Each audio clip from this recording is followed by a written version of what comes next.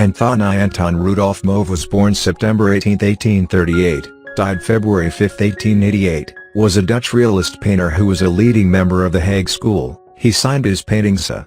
Mauve or with the monogrammed AM, a master colorist. He was a very significant early influence on his cousin-in-law Vincent van Gogh. His best-known paintings depict peasants working in the fields. His paintings of flocks of sheep were especially popular with American patrons, so popular that a price differential developed between scenes of sheep coming and sheep going. He was apprenticed to the painter Pieter Frederik van Os, followed by Wouter Verschuur. In his further development he worked with Paul Gabriël, painting from nature, and they regularly stayed and worked together at Oosterbeek, the Dutch Barbizon. He was a friend of Jozef Israëls and Willem and, encouraged by their example, he abandoned his early highly finished manner for a freer, looser method of painting, and the brilliant palette of his youthful work for a tender lyric harmony which is generally restricted to delicate grays, greens, and light blue. Most of Mauve's work depicts people and animals in outdoor settings. In his morning ride in the Rijksmuseum, for example,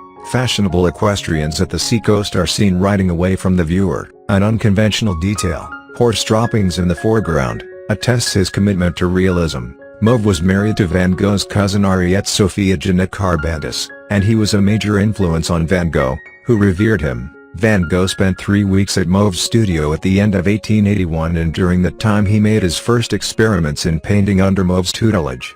First in oils and then early the next year in watercolor. Previously he had concentrated on drawing. Mauve continued to encourage him and lent him money to rent and furnish a studio.